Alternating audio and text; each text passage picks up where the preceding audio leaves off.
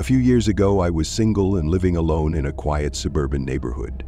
Valentine's Day was just around the corner and I wasn't exactly excited about it. Most of my friends were in relationships, so I figured I'd give online dating a shot. I'd used a couple of apps in the past but had never taken them seriously. This time, I thought maybe I'd get lucky and meet someone decent. I created a profile, uploaded a few photos, and started swiping. For the first few days, nothing really stood out, just the usual mix of profiles that didn't seem to go anywhere. But then, I matched with a woman named Lila. She was beautiful, long dark hair, piercing green eyes, and a smile that seemed almost too perfect. Her profile said she worked in marketing, loved traveling, and enjoyed true crime documentaries. We had a lot in common, so I messaged her.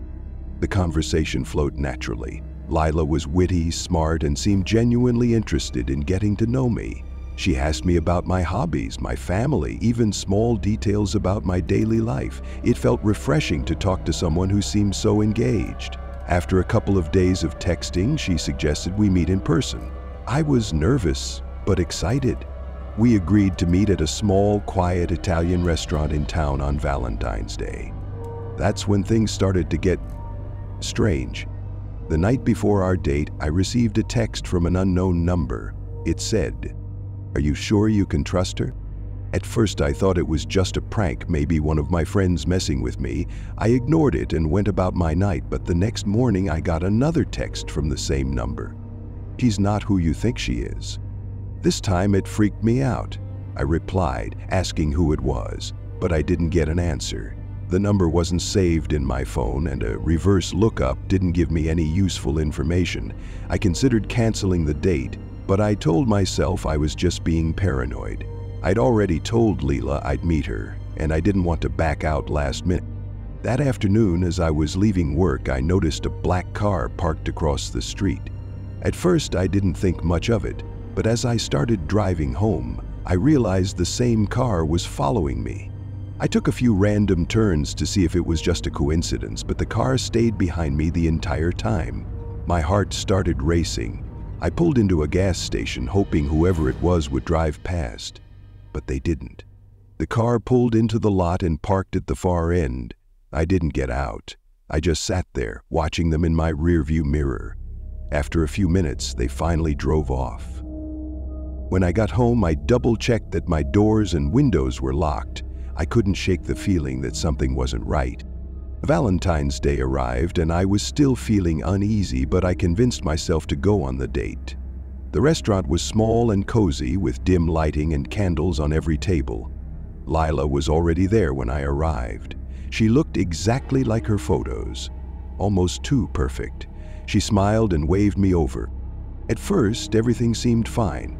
She was just as charming in person as she'd been over text. But as the night went on, I started noticing little things that felt off. She asked a lot of questions about my house, things like, "Do you live alone?" and "Do you have a security system?" She also mentioned details about my life that I didn't remember sharing with her, like the fact that I worked late some nights or that I usually parked on the street instead of in my driveway. I started to feel uneasy, but I didn't want to seem rude or paranoid, so I brushed it off as coincidence. Then, during the middle of our meal, I got another text from the unknown number. This time it said, "Leave now." I glanced around the restaurant, trying to see if anyone was watching me. My hands were shaking as I put my phone back in my pocket. Lila noticed and asked if I was okay. I lied and said I was just feeling a little tired. After dinner, I offered to walk her to her car. She declined, saying she had someone waiting to pick her up. That struck me as odd because she'd mentioned earlier that she drove herself. I didn't press the issue. I just said goodbye and headed to my car. The drive home felt tense. Every set of headlights behind me made my stomach drop, but this time no one seemed to be following me. When I got home, I was relieved to see my house exactly as I'd left it. I locked the door behind me and collapsed onto the couch, trying to shake the uneasy feeling that had been building all night. But then, I noticed something that made my blood run cold. The door to my bedroom was slightly ajar. I never leave it open. I grabbed a kitchen knife and slowly crept toward the bedroom. My heart was pounding so loudly I could barely hear anything else. When I pushed the door open, the room looked normal at first glance, but then I saw it. On my bed was a photo of me, taken from outside my house. It was pinned to the bed with a knife, and written on the wall above it in red lipstick were the words, "I'll see you soon." I immediately called the police and told them everything. They searched the house and found no one, but they did find signs that someone had broken in. A window in the back had been forced open. The police took the photo and knife as evidence, but they couldn't trace it back to anyone. Over the next few weeks, I stopped using the dating app and tried to move on with my life. But I couldn't shake the paranoia. I installed security cameras, changed all my locks, and even started carrying pepper spray. Then, one night as I was getting ready for bed, my phone buzzed with a new text. It was from the unknown number again. "You miss me?" I never figured out who Lila really was or what she wanted, but to this day I still wonder if she, or whoever was working with her, is out there, watching me, waiting for the right moment to come back. This is one of the scariest experiences of my life, and the reason I'll never use online dating again. Valentine's Day is supposed to be a day of love and happiness, but for me, it turned into the most terrifying experience of my life. This happened a couple of years ago, and even now, I still can't shake the paranoia it left behind. I was living alone in a small apartment at the time. My boyfriend Mark and I were in a long-distance relationship. He lived several states away for work, so we hadn't seen each other in a few months. We planned to have a video call that night to celebrate Valentine's Day, but I wasn't expecting much else. That morning, we exchanged our usual sweet texts, and I got ready for work. The day felt normal, at least until I came home. When I arrived back at my apartment, I found a bouquet of roses waiting for me outside my door. It was a stunning arrangement. Deep red roses tied together with a black ribbon, all neatly placed in a glass vase. There was a small white card tucked inside, addressed to me by name. I assumed Mark must have sent it, even though he hadn't mentioned anything about it. I brought the bouquet inside, placing it on my kitchen counter. As I opened the card, I couldn't help but smile, expecting some kind of romantic message. But the words on the card weren't what I expected. He said, "Your red dress looked stunning last Friday. You've always had such good taste." I froze. The message didn't make sense. I hadn't worn a red dress recently, let alone last Friday. I'd spent that night at home, watching Netflix in sweatpants. I reread the note, trying to convince myself it was just a weird coincidence or maybe Mark's idea of a joke. But when I texted him to thank him for the flowers, his reply made my stomach drop. Mark said he hadn't sent anything. That's when the unease started to creep in. If Mark didn't send the bouquet, then who did? I stared at the roses, suddenly feeling like they didn't belong in my apartment. The black ribbon tied around them now felt sinister rather than elegant. I debated throwing them out, but decided to let it go. Maybe it was just a mistake. The rest of the day passed uneventfully until later that evening. Around 7 p.m., I got a text from an unknown number. It said, "Did you like the flowers?" My heart skipped a beat. I stared at my phone, my fingers hovering over the screen. I had no idea who it was, but something about the message felt wrong. It wasn't just the question, it was the timing, the fact that it came so soon after I'd been questioning the bouquet myself.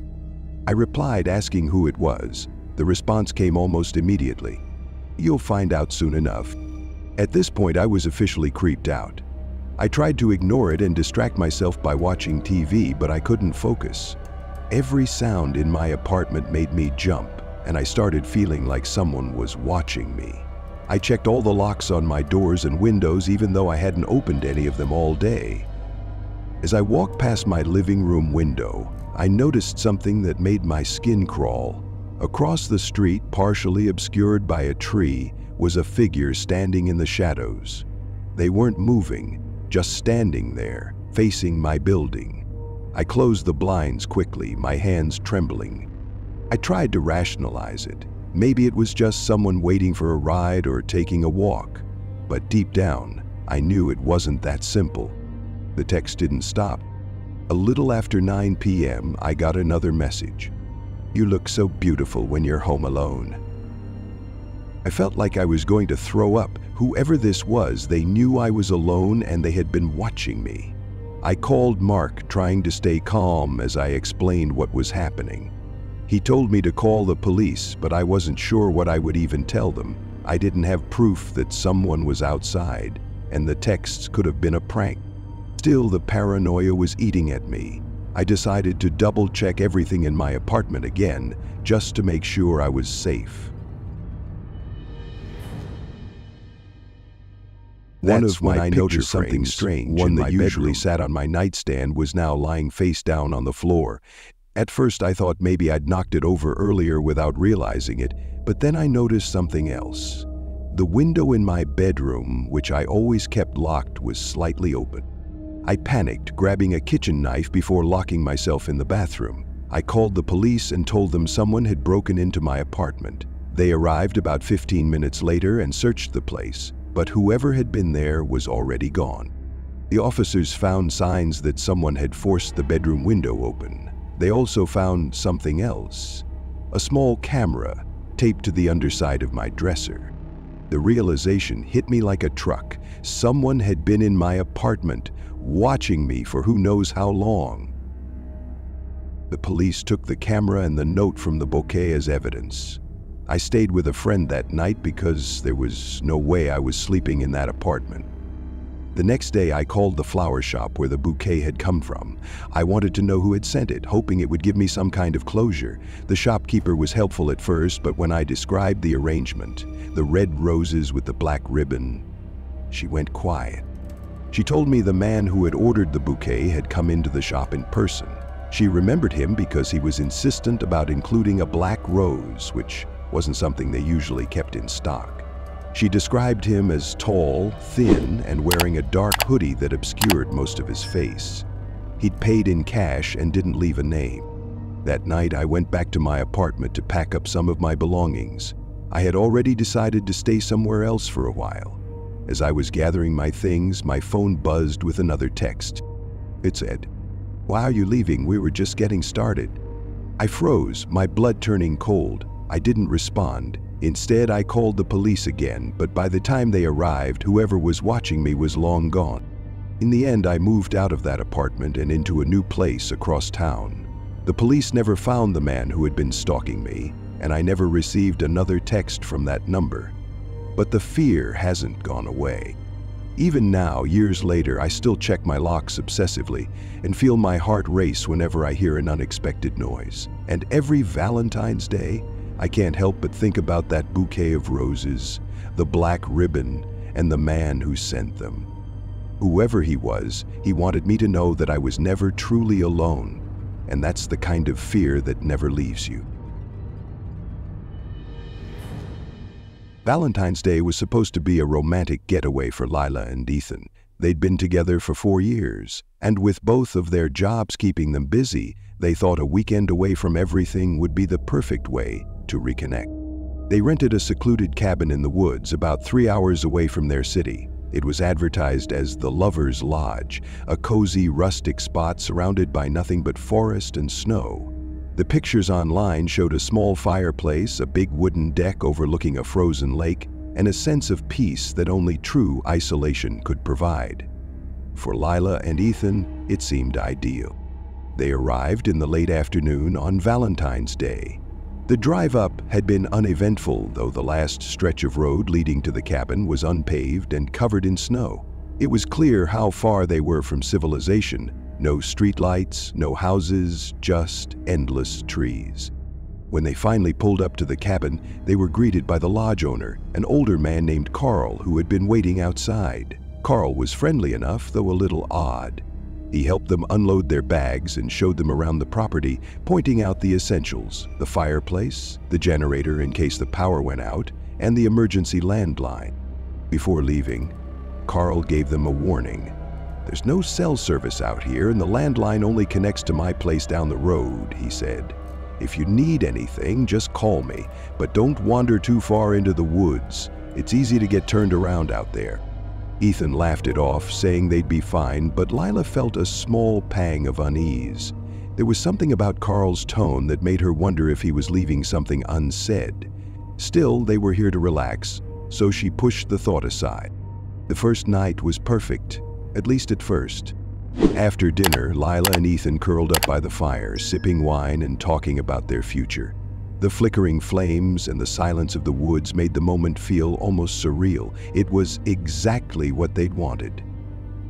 But later that night, as Lila was lying in bed, she heard something outside. It was faint, like the sound of footsteps crunching in the snow. At first, she thought it might just be the wind or an animal, but the more she listened, the more it sounded like someone walking slowly around the cabin. "Alan," she whispered, nudging him awake. "What's wrong?" he mumbled, half asleep. "Listen," she said. Ethan groaned but sat up, straining to hear. The noise had stopped. After a few seconds, he shook his head. "It's nothing, probably just a deer or something." But Lila wasn't convinced. The next morning, they woke up to fresh snow blanketing the ground. Lila decided to take a quick walk outside while Ethan made breakfast. As she stepped off the porch, something caught her eye. Footprints. They were large and deep, circling the cabin and leading up to the porch steps, but what unsettled her most was that there were no tracks leading away. When she showed Ethan, he shrugged it off. "Maybe it's from Carl," he said. "He probably came by last night to check on us." "Then why wouldn't he knock or say something?" Lila asked.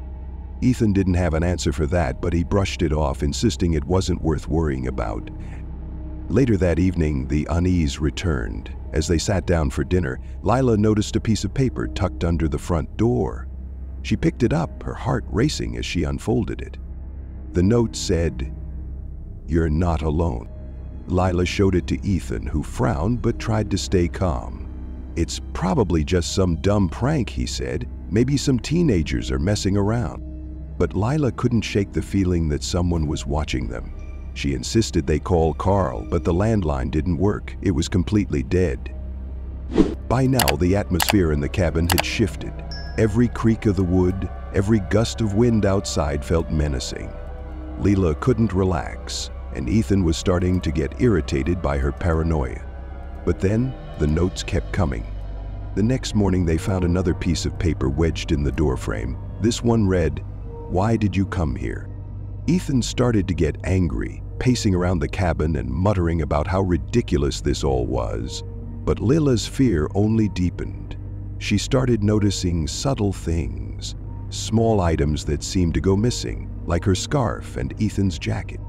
That afternoon, Ethan found her scarf hanging from a tree branch about 50 yards into the woods. There was no explanation for how it got there. That night, things escalated. As they were getting ready for bed, the power went out. The cabin was plunged into total darkness, and the silence was deafening. Ethan lit a few candles, but the flickering light only made the shadows in the room seem more alive. Then came the knocking. It was slow and deliberate, a heavy sound against the front door. Ethan grabbed a fire poker and approached cautiously, while Lila stayed behind, clutching her phone even though it had no service. When Ethan opened the door, no one was there. He stepped outside, looking around with a flashlight, but the forest was empty. When he came back inside, he was pale and silent. "What is it?" Lila asked. "There's something out there," he said quietly. The final straw came when Lila looked out the window and saw a figure standing just beyond the tree line.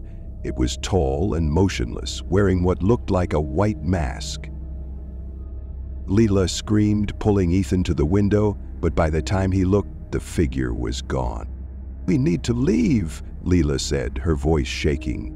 Ethan agreed. They packed a bag quickly, grabbed the flashlight, and headed into the woods, hoping to make it to Carl's house. As they stumbled through the dark forest, they could hear footsteps behind them, growing louder and faster. The flashlight beam flickered as Ethan turned it back, revealing the masked figure chasing them. Lila screamed as another figure emerged from the trees, grabbing at Ethan. In the struggle, the mask of one attacker fell off, revealing a gaunt, wild male man who muttered incoherently about keeping them there forever. Ethan fought back, using the fire poker to fend them off, and the couple managed to escape, running until they saw lights in the distance. It was Carl's house. Carl came out with his shotgun, firing a warning shot into the air as the attackers retreated into the shadows. The police arrived an hour later, but the masked men were long gone. Carl told them about a group of reclusive hermits who lived deep in the woods and occasionally harassed visitors. The police found no trace of them, and Leela and Ethan left the cabin the next morning, vowing never to return. Even now, Lila can't shake the memory of those words scrawled on the notes or the figures standing in the woods. Every Valentine's Day, she's haunted by the thought that someone or something might still be watching.